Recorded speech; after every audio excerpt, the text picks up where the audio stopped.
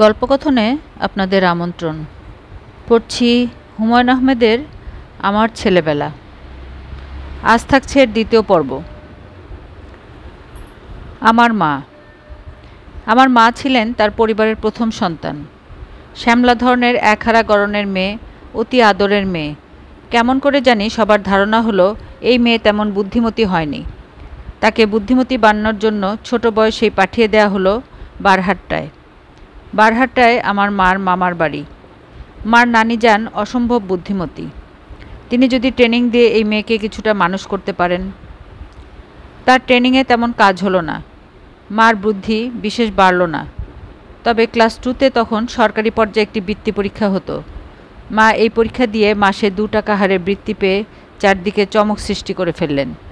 এ কী কাণ্ড! মেয়ে মানুষ সরকারি জলপানি কী করে পায়?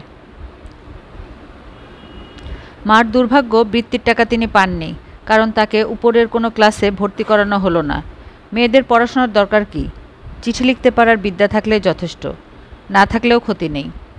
মেয়ে মানুষের এত চিঠি লেখালেখিরই বা কী প্রয়োজন? তারা ঘর সংসার করবে, নামাজ কালাম পড়বে, এর জন্য বাংলা ইংরেজি শেখার দরকার নেই। তার চেয়ে বরং হাতের কাজ শিখুক, রান্নাবান্না শিখুক, আচার বানানো শিখুক, পিঠা বানানো শিখুক, বিয়ের সময় কাজে লাগবে। আমার মা পড়াশোনা বাদ দিয়ে এইসব কাজ অতি যত্নের সঙ্গে শিখতে লাগলেন। তাছাড়া নানিজান প্রতি বৎসর একটি করে পুত্র বা কন্যা জন্ম দিয়ে ঘর ভর্তি করে ফেলেছেন। তার সর্বমোট 12টি সন্তান হয়। বড় মেয়ে হিসেবে ছোট ছোট ভাই বোনদের মানুষ করার কিছু দায়িত্বও মার উপরে চলে আসে। এই করতে করতে একদিন তার বয়স হয়ে গেল 15। কী সর্বনাশের কথা! 15 হয়ে গেছে, এখনও বিয়ে হয়নি। বারহাট্টা থেকে কঠিন সব চিঠি আসতে লাগলো, যেন অবিলম্বে মেয়ের বিয়ের চেষ্টা করা হয়। চারিদিকে সুপাত্র খোঁজা চলতে লাগলো। একজন সুপাত্রের সন্ধান আনলেন মার দূর সম্পর্কের চাচা, শ্যামপুরের দুদু মিয়া। দুদু মিয়াও পাগল ধরনের মানুষ, বিয়ে পাশ করেছেন, দেশ নিয়ে মাথা ঘামান। কী করে অশিক্ষিত মূর্খ মুসলমানদের রাতারাতি শিক্ষিত করা যায়, সেই চিন্তাতেই তার বেশিরভাগ সময় কাটে। শ্যামপুরের অতি দুর্গম অঞ্চলে তিনি ইতিমধ্যে একটা স্কুল দিয়ে ফেলেছেন। সেই স্কুলে একদল রোগাভোগা ছেলে সারা দিন সরে আ বলে চেঁচায়। যে মানুষটি এইসব কর্মকাণ্ডের মূলে, তার বিচার বুদ্ধির উপর খুব আস্থা রাখা যায় না। তবু আমার নানাজান তাকে ডেকে পাঠালেন। তাদের মধ্যে নিম্নলিখিত কথাবার্তা হয়। ছেলে কি করে? কিছু করে না। করার মধ্যে যা করে তা হলো ন্যাশনাল লাইব্রেরিতে বসে সারাদিন বই পড়ে। তুমি তাকে চেনো কী করে? দীর্ঘদিন তার সঙ্গে কলকাতায় এক মেসে ছিলাম। তাকে খুব ভালো করে দেখার সুযোগ হয়েছে। বাড়ির অবস্থা কী? বাড়ির অবস্থা শোচনীয়। ছেলের নাম করা আত্মীয়স্বজন কে আছেন? কেউ নেই, সবাই হতদরিদ্র। তবে ছেলের বাবা উলাপাস, বড় মওলানা, অতি সজ্জন ব্যক্তি। অতি সজ্জন ব্যক্তি দিয়ে কাজ হবে না। ছেলের মধ্যে তো তেমন কিছু দেখছি না। রাত দিন যে ছেলে বই পড়ে সে আবার কেমন ছেলে? বই পড়লে তো সংসার চলে না। দুদু মিয়া খানিকক্ষণ গম্ভীর থেকে বললেন, এত ভালো ছেলে আমি আমার জীবনে দেখিনি, এইটুকু বলতে পারি। দেখতে কেমন? রাজপুত্র। কি বললে? রাজপুত্র। ছেলে দেখতে রাজপুত্রের মতো। শুধু এই কারণেই নানাজান ছেলের বাবার সঙ্গে কথা বলতে রাজি হলেন। কথা বলে মুগ্ধ হয়ে গেলেন। আমার দাদা মওলানা আজিমউদ্দিন আহমেদের সঙ্গে কথা বলে মুগ্ধ হয়নি এমন মানুষ খুঁজে পাওয়া যাবে না। আরবি ফার্সিতে তার অগাধ জ্ঞান ছিল। অতি বিনয়ী মানুষ ছিলেন। মৃত্যুর পূর্ব মুহূর্তে তিনি হাত তুলে যে প্রার্থনা করেন, তার থেকে মানুষটির চরিত্র স্পষ্ট হবে বলে আমার ধারণা। তিনি বলেন, হে পরম করুণাময়, আমার পুত্রকন্যা এবং তাদের পুত্রকন্যাদের তুমি কখনো অর্থবিত্ত দিও না। তাদের জীবনে যেন অর্থকষ্ট লেগেই থাকে। কারণ টাকা পয়সা মানুষকে ছোট করে। আমি আমার সন্তান সন্ততিদের মধ্যে ছোট মানুষ চাই না, বড় মানুষ চাই। আমার দাদার চরিত্র আরও স্পষ্ট করার জন্য আমি আরেকটি ঘটনার উল্লেখ করি। আমার ম্যাট্রিক পরীক্ষার ফল বের হয়েছে। কেমন করে যেন পরীক্ষায় খুব ভালো করে ফেলি। 5টি লেটার নিয়ে বোর্ডে 2য় স্থান পেয়ে যাই। টেলিগ্রামে দাদাকে এই খবর পাঠানো হয়। যে পিয়ন দাদাকে টেলিগ্রামটি দেন, দাদা তাকে বসতে বলেন। পিয়ন বসে আছেন। দাদা ভেতর বাড়ি চলে গেছেন। বেশ খানিকক্ষণ পর ফিরে এসে বললেন, শোকরানা নামাজ পড়ার জন্য খানিক বিলম্ব হয়েছে। আপনার কাছে ক্ষমা চাচ্ছি। ভাই, আমি অতি দরিদ্র একজন মানুষ। এই মুহূর্তে আমার কাছে যা টাকা পয়সা ছিল সবই আমি নিয়ে এসেছি। আপনি এই টাকা গ্রহণ করলে আমি মনে শান্তি পাব। কারণ আজ যে খবর আপনি আমাকে দিলেন, এত ভালো খবর এই জীবনে আমি পাই নাই। এই বলে দাদা নগদ টাকা এবং ভাঙতি পয়সায় প্রায় 40 টাকা একটা রুমালে বেঁধে বিস্মিত পিয়নের হাতে দিলেন। শুধু তাই না, বিনীত ভঙ্গিতে বললেন, আমি খুব খুশি হব আপনি যদি দুপুরে 4টা ডাল ভাত আমার সঙ্গে খান। তার কিছুদিন পরেই আমি দাদার একটা চিঠি পাই। তাতে তিনি লিখলেন, তোমাকে ছোটবেলায় একটি প্রশ্ন করেছিলাম, তুমি জবাব দিতে পারো নাই। আমার মন খারাপ হয়েছিল। আমার ধারণা ছিল তোমার বুদ্ধি তেমন নাই। আজ তুমি তা ভুল প্রমাণিত করেছ। আমি জীবনের শেষ প্রান্তে দাঁড়িয়ে মৃত্যুর জন্য অপেক্ষা করছি। এই সময়ে তোমার কারণে মনে প্রবল সুখ পাইলাম। মৃত্যুপথযাত্রী একজন বৃদ্ধকে তুমি সুখী করিয়েছ। আল্লাহ তোমাকে তার প্রতিদান দিবেন। আল্লাহ সবাইকে সবার প্রাপ্য দেন। যে প্রশ্নটির জবাব শৈশবে দিতে পারিনি সেটা বলি। তখন ক্লাস 2তে পড়ি। সিলেটের বাসায় দাদা বেড়াতে এসেছেন। অসহ্য গরম, হাত পাখায় হাওয়া খাচ্ছেন। হঠাৎ আমাকে বললেন, এই শোনো, পাখার ভিতর তো বাতাস ভরা নেই, তবু পাখা নাড়লেই আমরা বাতাস পাই কিভাবে? বাতাসটা আসে কোত্থেকে? আমি সেই কঠিন প্রশ্নের জবাব দিতে পারিনি। প্রশ্ন শুনে হকচকিয়ে গিয়েছিলাম। দাদা দুঃখিত গলায় বললেন, আমার ধারণা ছিল তুই পারবি। তুই তো আমার মনটাই খারাপ করে দিলি। প্রসঙ্গ থেকে অনেক দূরে সরে এসেছি, আবার প্রসঙ্গে ফিরে যাই। ছেলের সঙ্গে কোনো কথাবার্তা না বলে শুধুমাত্র ছেলের বাবার সঙ্গে খানিকক্ষণ কথা বলার পরই নানাজান একজন বেকার ছেলের সঙ্গে মেয়ে বিয়ে দেবার প্রস্তুতি নিয়ে নিলেন। মেয়েকে বিবাহিত জীবন কি তা বোঝানোর জন্য বর্ষিয়ান মহিলারা দূর দূর থেকে নায়র চলে এলেন। নকশি পিঠা তৈরি হয়ে টিনবন্দি হতে লাগলো। সন্ধ্যাবেলায় হাতে করা সেমাই তৈরি করতে করতে পাড়ার বউরা মিহি গলায় বিয়ের গীত গাইতে লাগলো। নানাজান কি মনে করে চলে গেলেন ময়মনসিংহে। ছেলে নাটক নভেল পড়ে, মেয়েকেও তার জন্য প্রস্তুত থাকা দরকার। 2-একটা নাটক নভেল পড়া থাকলে মেয়ের সুবিধা হবে। লাইব্রেরিতে গিয়ে বললেন, ভালো একটা নভেল দিন তো আমার মেয়ের জন্য, বুঝে শুনে দিবেন। লাইব্রেরিয়ান গম্ভীর মুখে বললেন, মেয়ে ছেলেকে নাটক নভেল বই দেওয়া ঠিক না। একটা ধর্মের বই নিয়ে যান। তাপসী রাবেয়া। জি না, একটা নভেলই দেন। দোকানদার এই একটা বই কাগজে মুড়ে দিয়ে দিল। নানাজান মার হাতে সেই বই তুলে দিলেন। মার জীবনে এটাই প্রথম উপন্যাস। উপন্যাসের নাম নৌকাডুবি। লেখক শ্রী রবীন্দ্রনাথ ঠাকুর। প্রথম উপন্যাস পড়েই মা মোহিত। 1বার 2বার 3বার পড়া হলো, তবু যেন ভালো লাগা শেষ হয় না। বাসরাতে বাবা জিজ্ঞেস করলেন, তুমি কি কখনো বইটই পড়েছ? এই ধরো গল্প উপন্যাস। মা লাজুক ভঙ্গিতে হ্যাঁ সূচক মাথা নাড়লেন। 2-একটা বইয়ের নাম বলতে পারবে? মা ক্ষীণ স্বরে বললেন, নৌকাডুবি। গভীর বিস্ময়ে বাবা দীর্ঘ সময় কোনো কথা বলতে পারলেন না। এই অজপাড়াগায়ের একটি মেয়ে কিনা রবীন্দ্রনাথের নৌকাডুবি পড়ে ফেলেছে। সেই রাতে বাবা মার মধ্যে আর কি কথা হয়েছে আমি জানি না, জানার কথাও নয়। তারা আমাকে বলেননি, কিন্তু আমি কল্পনা করতে পারি। কারণ আমি এবং আমার অন্য 5 ভাই বোন তো তাদের সঙ্গেই ছিলাম, লুকিয়েছিলাম তাদের ভালোবাসায়। গ্রামের যে বোকা ধরনের মেয়ে বিয়ের পর শহরে চলে এলো, আমার ধারণা সে অসম্ভব বুদ্ধিমতী মেয়েদেরই একজন। আমি এখনও তার বুদ্ধির ঝলকে চমকে চমকে উঠি। মা শুধু যে বুদ্ধিমতী তাই না, অসম্ভব সাহসী এবং স্বাধীন ধরনের মহিলা। 16 ডিসেম্বরের পর মা আমাদের ভাই বোন সবাইকে নিয়ে ঢাকায় চলে এলেন। হাতে একটি পয়সাও নেই। এই অবস্থায় পুরানো পল্টনে বাড়ি ভাড়া করলেন। আমাদের সবাইকে একত্র করে বললেন, তোরা তোদের পড়াশোনা চালিয়ে যা, সংসার নিয়ে কাউকে ভাবতে হবে না, আমি দেখব। পুরনো পল্টনের ওই বাড়িতে আমাদের কোনো আসবাবপত্র ছিল না। আমরা মেঝেতে কম্বল বিছিয়ে ঘুমোতাম। কেউ বেড়াতে এলে তাকে মেঝেতেই বসতে হতো। মা নানান সমিতিতে ঘুরে ঘুরে সেলাইয়ের কাজ জোগাড় করতেন। দিনরাত মেশিন চালান, জামা কাপড় তৈরি করেন। সেলাইয়ের রোজগারের সঙ্গে বাবার পেনশনের নগণ্য টাকা যুক্ত হয়ে সংসার চলত। তিনি শুধু যে ঢাকার সংসার চালাতেন তাই না, মোহনগঞ্জে তার বাবার বাড়ির সংসারও এখান থেকেই দেখাশোনা করতেন। অনেককাল আগে গ্রামের এই বোকা বোকা ধরনের লাজুক কিশোরী মেয়েটি কখনো কল্পনাও করতে পারেনি কি কঠিন সংগ্রামময় জীবন অপেক্ষা করছে তার জন্য। যুদ্ধক্লান্ত এই বৃদ্ধা এখন কি ভাবেন আমি জানি না। তার পুত্রকন্যারা নানানভাবে তাকে খুশি করতে চেষ্টা করে। তিনি তাদের সে সুযোগ দিতে চান না। আমার ছোট ভাই ডক্টর জাফর ইকবাল আমেরিকা থেকে টিকিট পাঠিয়ে দিয়ে লিখল, মা আপনি আসুন, আপনাকে আমেরিকা এবং ইউরোপ ঘুরিয়ে দেখাবো, আপনার ভালো লাগবে। মা বললেন, যে জিনিস তোমার বাবা দেখে যেতে পারেননি আমি তা দেখব না। আমি বললাম, আম্মা আপনি কি হজে যেতে চান? যেতে চাইলে বলুন, ব্যবস্থা করি। না। ছোটবেলায় দেখেছি আপনি জরি দিয়ে তাজমহলের ছবি এঁকেছিলেন। তাজমহল দেখতে ইচ্ছা করে? না, আমি একা একা কিছু দেখব না। বাবা যেসব জিনিস খেতে পছন্দ করতেন তার মৃত্যুর পর কোনো দিনই সেই খাবার বাসায় রান্না করেননি।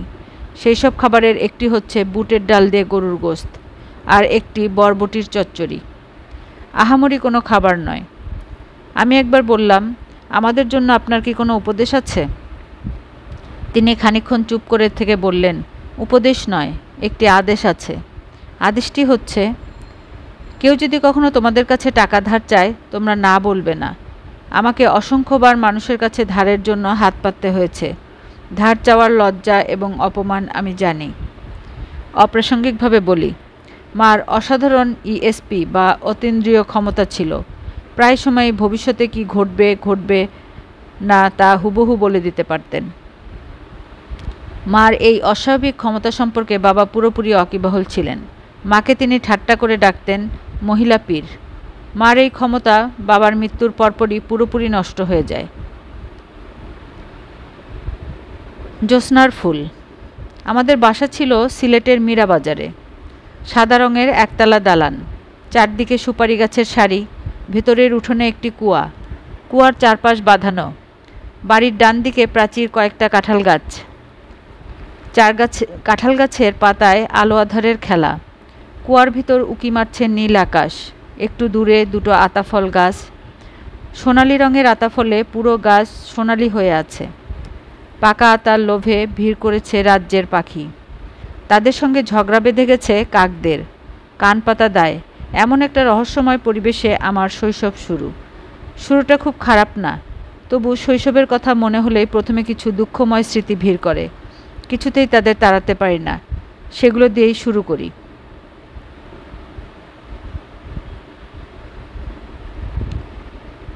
একদিন কি যেন একটা অপরাধ করেছি, কাপ ভেঙে ফেলেছি কিংবা পাশের বাড়ির জানালায় ঢিল মেরেছি। অপরাধের শাস্তি দেওয়া হবে। মা শাস্তির ভার দিলেন আমার মেজো চাচাকে। তিনি আমাকে সঙ্গেই থাকতেন। সিলেটে এমসি কলেজে আইএ পড়তেন এবং প্রতি বছর ফেল করতেন।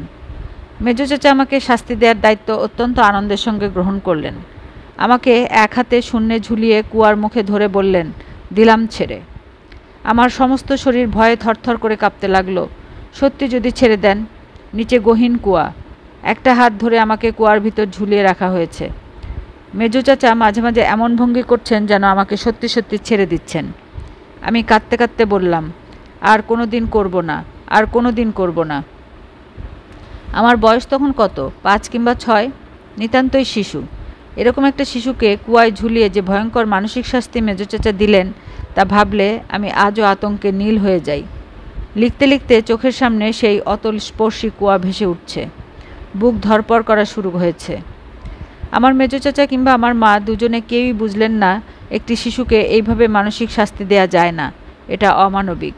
এ ধরনের শাস্তিতে শিশুর মনোজগতে বড় রকমের বিপর্যয় ঘটে যেতে পারে। বরং তারা দুজনেই দেখলেন আমি একটিমাত্র জিনিসকেই ভয় পাই, সেটা কুয়ায় ঝুলিয়ে ধরা। কাজেই বারবার আমাকে এই শাস্তি দেওয়া হতে লাগলো। অসম্ভব দুষ্টু ছিলাম। নানানভাবে সবাইকে জ্বালাতন করতাম। শাস্তি আমার প্রাপ্য ছিল, কিন্তু এত কঠিন শাস্তি না, যে শাস্তি চিরকালের মতো আমার মনে ছাপ ফেলে যাবে। আমাকে এই অমানবিক নির্যাতনের হাত থেকে রক্ষা করে আমার ছোট বোন শেফু, তাকেও একদিন এই শাস্তি দেয়া হলো। মেজো চাচা তাকে কুয়ার ভিতর ঝুলিয়ে দিয়ে বললেন, দিলাম ছেড়ে। সে নির্বিকার ভঙ্গিতে বলল, দেন ছেড়ে। চাচা বললেন, সত্যি সত্যি ছেড়ে দেব? সে থমথমে গলায় বলল, ছাড়েন, আপনাকে ছাড়তে হবে। শেফুর কথাবার্তায় আমার চাচা এবং মা দুজনেই খুব মজা পেলেন। বাবা অফিস থেকে ফেরা মাত্র তাকে এই ঘটনা বলা হলো।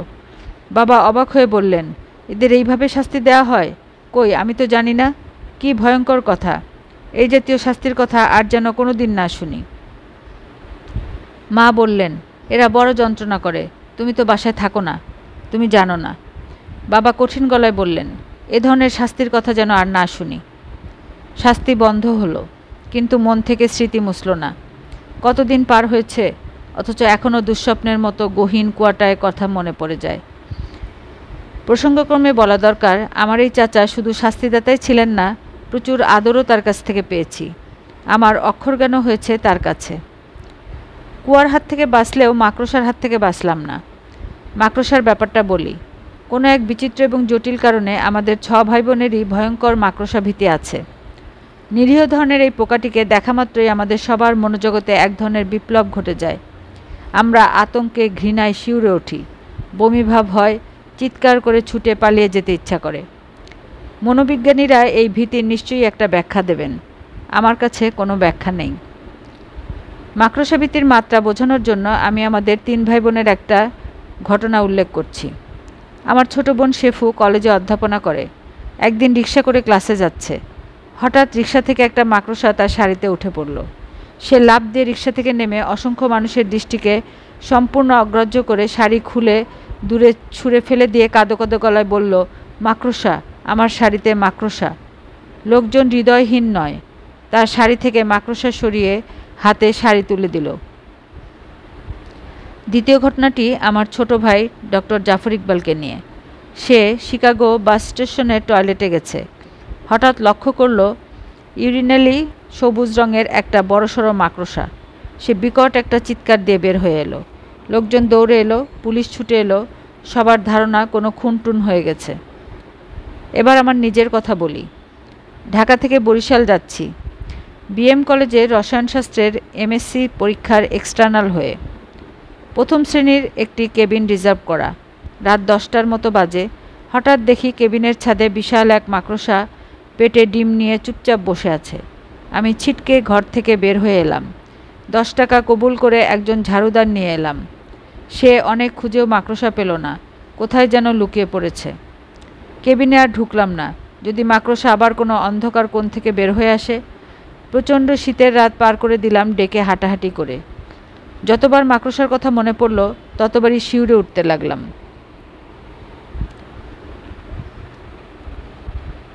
এই ভীতি আমরা ভাই বোনেরা জন্মসূত্র নিয়ে পেয়েছি। হয়তোবা আমাদের জিনের 46টির ক্রোমোজোমের কোনো একটিতে কোনো গণ্ডগোল আছে, যার কারণে এই অস্বাভাবিক ভীতি। শৈশবে আমাকে ঘুম পাড়ানোর জন্য এই মাকড়সা ভীতিও কাজে লাগানো হতো। অধিকাংশ শিশুর মতো আমারও রাতে ঘুম আসতো না। মা বিরক্ত হয়ে মেজো চাচাকে বলতেন, ওকে ঘুম পাড়িয়ে আন। মেজো চাচা আমাকে কোলে নিয়ে চলে যেতে বাড়ির দক্ষিণে কাঁঠাল গাছের কাছে। সে কাঁঠাল গাছে বিকটাকার মাকড়সা জাল পেতে চুপচাপ বসে থাকতো। আমাকে সেই সব মাকড়সার কাছে নিয়ে গিয়ে বলা হতো, ঘুমাও, না ঘুমালে মাকড়সা গায়ে দিয়ে দেব। আমি সঙ্গে সঙ্গে ঘুমিয়ে পড়তাম। এখন আমার ধারণা ঘুম না, ভয়ে হয়তো বা অচেতনের মতো হয়ে যেতাম। কেউ তা বুঝতে পারতো না, ভাবতো ঘুম পাড়ানোর চমৎকার ওষুধ তাদের কাছে আছে। এখন ভাবলে মনটা খারাপ হয়ে যায়। না বুঝে বয়স্ক মানুষরা নিতান্তই অবধ একটি শিশুর উপরে কি ভয়াবহ নির্যাতনই না চালিয়েছেন। আমি ছেলেবেলার কথা লিখব বলে স্থির করার পর আমার সব আত্মীয়স্বজনকে চিঠি লিখে জানালাম, আমার ছেলেবেলা সম্পর্কে কেউ যদি কোনো কিছু জানেন আমাকে যেন লিখে জানান। আমার এই আহ্বানের জবাবে ছোট চাচা ময়মনসিংহ থেকে যে চিঠি লিখলেন তার অংশবিশেষ এই রকম। হুমায়ুন শৈশবে বড়ই দুষ্টু প্রকৃতির ছিল। রাত্রিতে কিছুতেই ঘুমাইত না। তখন তাহাকে মাকড়সার কাছে নিয়ে গেলে 2 হাতে গলা জড়াইয়া সঙ্গে সঙ্গে ঘুমে অচেতন হইয়া যাইত। ইহার কি যে কারণ কে জানে। কুয়া এবং মাকড়সা এই দুটি জিনিস বাদ দিলে আমার শৈশবকে অসাধারণ আনন্দময় সময় বলা যায়। আমার ছিল পূর্ণ স্বাধীনতা। আজকালকার মায়েরা সন্তান চোখের আড়াল হলেই চোখ কপালে তুলে হইচই শুরু করে দেন। আমাদের সময় অবস্থা ভিন্ন ছিল। শিশুদের খোঁজ পড়ত শুধু খাওয়ানোর সময়। তাদের পড়াশোনা নিয়েও বাবা মাদের খুব দুশ্চিন্তা ছিল না। একটি শিশু শিক্ষা এবং ধারাপাতের চটি একটা বই, স্লেট পেন্সিল কিনে দিলেই বাবা মারা মনে করতেন অনেক করা হলো, বাকি পড়াশোনা ধীরে সুস্থে হবে। এমন তারা কিসের। ক্লাস 1-2 পরীক্ষাগুলোতে ফার্স্ট হতে হবে এমন কোনো কথা নেই। পাশ করে পরের ধাপে উঠতে পারলেই হলো, না পারলেও ক্ষতি নেই, পরের বার উঠবে। স্কুল তো পালিয়ে যাচ্ছে না। পুরো ব্যাপারটায় এক ধরনের ঢিলে ঢালা ভাব। এমনিতে নাচুনি বুড়ি, তার উপরে ঢাকের বাড়ি। বাবা আদেশ জারি করলেন তার ছেলে মেয়েদের যেন পড়াশোনার ব্যাপারে কোনো চাপ না দেওয়া হয়। পড়াশোনার জন্য সারা জীবন তো পড়েই রইল। শিশুকালটা আনন্দে কাটুক। মহানন্দে সময় কাটতে লাগলো। শিশুদের আনন্দের উপকরণ চারদিকে ছড়ানো। অতি তুচ্ছ বিষয় থেকেও তারা আনন্দ আহরণ করে। আমিও তাই করছি। আমার মার কোলে তখন আমার ভাই ইকবাল। মা তাকে নিয়ে ব্যতিব্যস্ত। আমার দিকে তাকানোর সময় নেই। আমি মনের আনন্দে একা একা ঘুরি, যা দেখি তাই ভালো লাগে। ক্লান্তিহীন হাঁটা, মাঝে মাঝে পথ হারিয়ে ফেলি, তখন একে তাকে জিজ্ঞেস করতে হয় মীরা বাজার কোন দিকে। আমার দীর্ঘ অনুপস্থিতিতেও বাসায় কাউকে কখনো চিন্তিত হতে দেখিনি। দুপুরে খাবার সময় উপস্থিত থাকলেই হলো। দুপুরের খাবার শেষ হবার পর আরও আনন্দ। মা দিবানিদ্রায়, ঝিম ধরা দুপুর, আমি ঘুরছি নিজের মনের আনন্দে।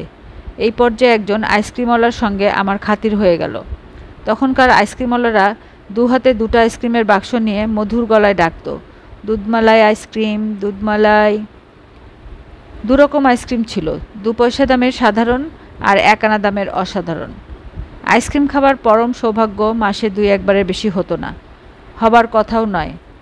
যাই হোক, এমনি এক ঝিমধরা দুপুরে চাই, দুধমালাই আইসক্রিম শুনে ছুটে ঘর থেকে বের হলাম। আইসক্রিমওয়ালা বলল, আইসক্রিম কিনবে? আমি মনের দুঃখে মনে চেপে বললাম, না, পয়সা নাই। আইসক্রিমওয়ালা কিছুক্ষণ কি জানি ভেবে বলল, খাও একটা আইসক্রিম, পয়সা লাগবে না। আমার তখন বিস্মিত হবার ক্ষমতাও নষ্ট হয়ে গেছে। কি বলে এই লোক, না চাইতেই দিয়ে দিচ্ছে কোহিনূর হীরা। লোকটি একটা আইসক্রিম বের করে হাতে দিয়ে বলল, আরাম করে খাও, আমি বসে বসে দেখি। সে উবু হয়ে বসল। আমি অতি দ্রুত আইসক্রিম শেষ করলাম। কেউ দেখে ফেললে সমস্যা হতে পারে। দেখল না। রোজ এই ঘটনার পুনরাবৃত্তি হতে লাগলো। ঠিক দুপুরবেলা সমস্ত মীরাবাজারের মায়েরা যখন ঘুমে অচেতন, তখন সে আসে, চাপা গলায় ডাকে, এই খোকাবাবু, এই। আমি ছুটে বের হয়ে আসি। সে আইসক্রিম বের করে দেয়। আমি মহানন্দে খাই। খেতে খেতে মনে হয় আমার মানব জন্ম সার্থক হলো। পুরো 1 মাস ধরে এই ব্যাপার চলল। তারপর মা কি করে জানি টের পেলেন। তিনি আঁতকে উঠলেন। তার ধারণা এ ছেলে ধরা। বাসার সবারই ভয় আমাকে নিয়ে যাবে। বাবাকে খবর দিলেন। তিনিও চিন্তিত হলেন এবং অফিস বাদ দিয়ে এক দুপুরে বাসায় বসে রইলেন।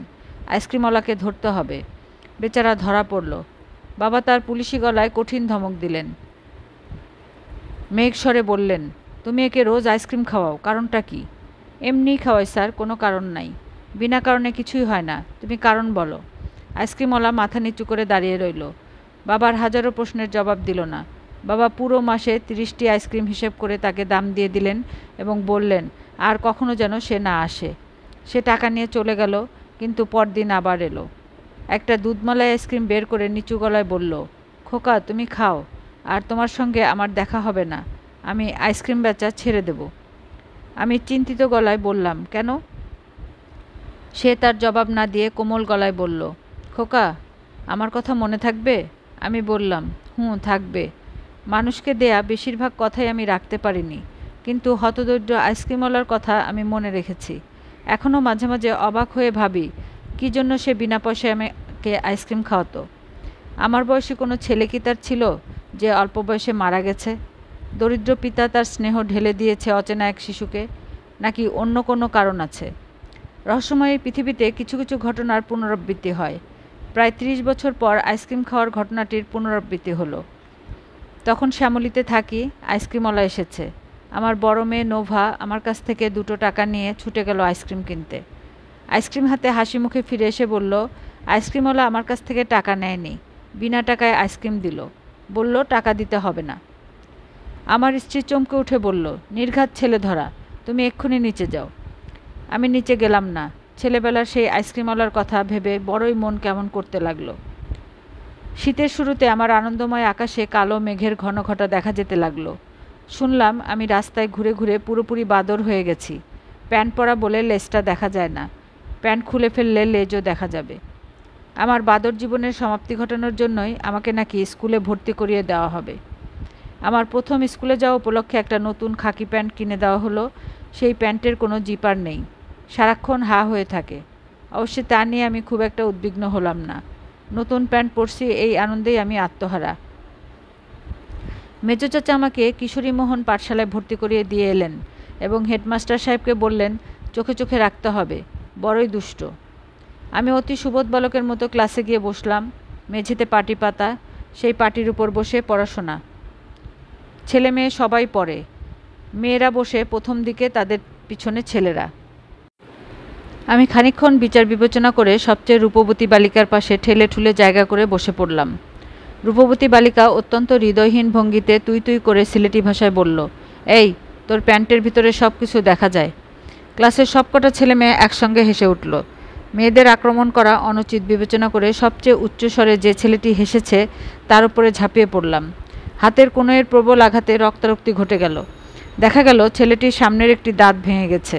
হেডমাস্টার সাহেব আমাকে কান ধরে সারাক্ষণ দাঁড়িয়ে থাকার নির্দেশ দিলেন। ছাত্রছাত্রীদের উপদেশ দিলেন, এ মহা গুন্ডা, তোমরা সাবধানে থাকবে, খুব সাবধান। পুলিশের ছেলে গুন্ডা হয় স্বাভাবিক। ক্লাস 1 12টার মধ্যে ছুটি হয়ে যায়। এই 2 ঘন্টা আমি কান ধরে দাঁড়িয়ে থাকলাম। আমার সময়টা যে খুব খারাপ কাটলো তা নয়। স্কুলের পাশেই আনসার ট্রেনিং ক্যাম্প। তাদের ট্রেনিং দেয়া হচ্ছে, লেফট রাইট। দেখতে বড়ই ভালো লাগছে। মনে মনে ঠিক করে ফেললাম, বড় হয়ে আনসার হব।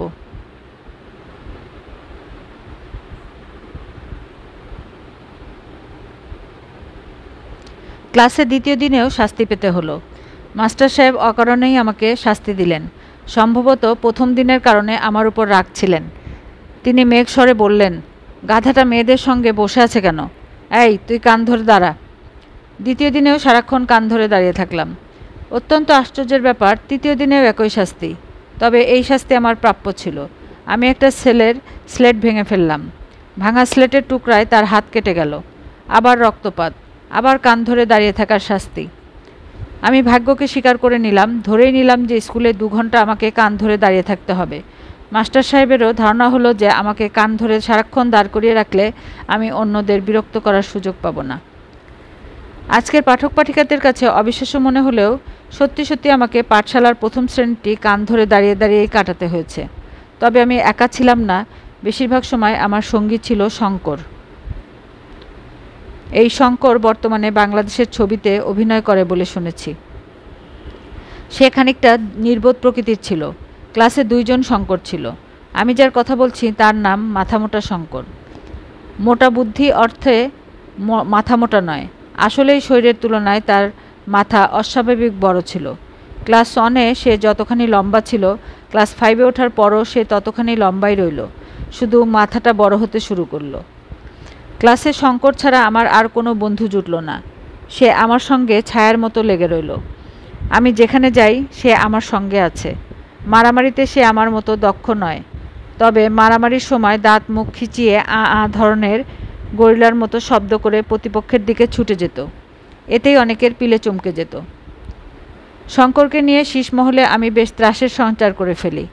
এই সময় স্কুলে কিছুদিনের জন্য কয়েকজন ট্রেনিং স্যার এলেন। ট্রেনিং স্যার ব্যাপারটা কি আমরা কিছুই জানি না।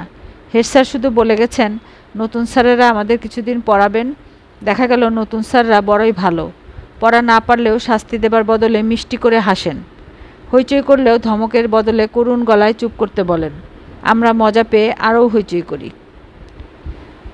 একদিন ট্রেনিং স্যার কেন জানি না সব ছাত্রছাত্রীকে বাদ দিয়ে আমাকে নিয়ে পড়লেন। অদ্ভুত সব প্রশ্ন করেন। আমার যা মনে আসে বলি, আর উনি গম্ভীর গলায় বলেন, তোর এত বুদ্ধি হলো কি করে? বড়ই আশ্চর্যের ব্যাপার। তোর ঠিকমতো যত্ন হওয়া দরকার। তোকে নিয়ে কি করা যায় তাই ভাবছি। কিছু একটা করা দরকার। কিছু করার আগেই স্যারের ট্রেনিং কাল শেষ হয়ে গেল। তিনি চলে গেলেন। তবে কেন জানি কিছুদিন পরপরই আমাকে দেখতে আসেন। গভীর আগ্রহে পড়াশোনা কেমন হচ্ছে তার খোঁজ নেন। সব বিষয়ে সবচেয়ে কম নম্বর পেয়ে ক্লাস 2-তে ওঠার সংবাদ পাওয়ার পর স্যারের উৎসাহে ভাটা পড়ে যায়। শুধু যে উৎসাহে ভাটা পড়ে তাই না, উনি এতই মন খারাপ করেন যে আমার নিজেরও খারাপ লাগতে থাকে। ক্লাস 2-তে উঠে আমি আরেকটি অপকর্ম করি। যে রূপবতী বালিকা আমার হৃদয় হরণ করেছিল তাকে সরাসরি বিয়ের প্রস্তাব দিয়ে ফেলি। গম্ভীর গলায় জিজ্ঞেস করি, বড় হয়ে সে আমাকে বিয়ে করতে রাজি আছে কিনা। প্রকৃতির কোনো এক অদ্ভুত নিয়মে রূপবতীরা শুধু যে হৃদয়হীন হয় তাই না, খানিকটা হিংস্র স্বভাবেরও হয়। সে আমার প্রস্তাবে খুশি হবার বদলে বাঘিনীর মতো আমার উপর ঝাঁপিয়ে পড়ে। খামচি দিয়ে হাতের 2-3 জায়গায় চামড়া তুলে ফেলে। স্যারের কাছে নালিশ করে। শাস্তি হিসেবে 2 হাত উঁচু করে 2টি ইট নিয়ে আমাকে নীল ডাউন হয়ে বসে থাকতে হয়। প্রেমিক পুরুষদের প্রেমের কারণে কঠিন শাস্তি ভোগ করা নতুন কোনো ব্যাপার নয়। তবে আমার মতো এত কম বয়সে প্রেমের এমন শাস্তির নজির বোধহয় খুব বেশি নেই। স্কুল আমার ভালো লাগতো না। মাস্টাররা অকারণে কঠিন শাস্তি দিতেন। পাঠশালা ছুটির পর বেশ কিছু ছাত্রছাত্রী চোখ মুছতে মুছতে বাড়ি যাচ্ছে। এ ছিল প্রত্যাহিক ঘটনা। আমাদের পাঠশালার প্রথম শ্রেণী থেকে চতুর্থ শ্রেণী পর্যন্ত পড়ার ব্যবস্থা, কিন্তু একটা ক্লাস থেকে অন্য ক্লাস আলাদা করা নয়, অর্থাৎ কোথাও কোনো পার্টিশনের ব্যবস্থা নেই।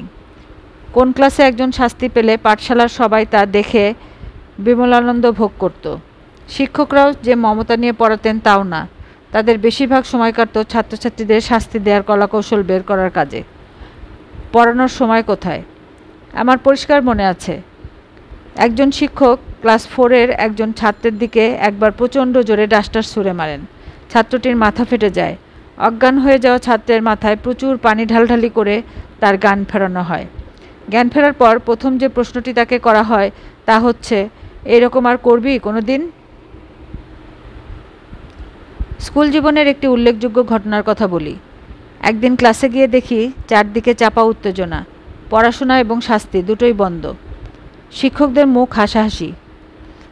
আমাদের জানা হলো আমেরিকা নামের এক ধনী দেশ আমাদের দেশের ছেলেমেয়েদের কিছু সাহায্য দিয়েছে, সেই সাহায্য আমাদের দেয়া হবে। সাহায্য হিসেবে আমরা সবাই 1 টিন গুঁড়ো দুধ এবং 1 টিন মাখন পেলাম। 2 হাতে 2 টিন নিয়ে হাসতে হাসতে বাড়ি ফিরে গেলাম। মা বিস্মিত হয়ে বললেন, সবাইকে দিয়েছে? আমি বললাম, স্যার বলেছেন পাকিস্তানের সব স্কুলের ছাত্রছাত্রীদের 2 টিন করে দিয়েছে। মা অবাক বিস্ময়ে বললেন, একটা দেশ কত ধনী হলে এমন সাহায্য দিতে পারে? মা আমেরিকার প্রতি বড়ই কৃতজ্ঞ হলেন। আমরা সকালের নাস্তায় রুটি মাখন খেতে শুরু করলাম। টিন দুটি শেষ হবার আগে দ্বিতীয় দফায় আবার পাওয়া গেল এবং জানা গেল প্রতি মাসে 2 বার করে দেয়া হবে। স্কুলের হেডমাস্টার সাহেবের ঘর দুধ এবং মাখনের টিনে ভর্তি হয়ে গেল। মার মুখের হাসি আরও বিস্তৃত হলো।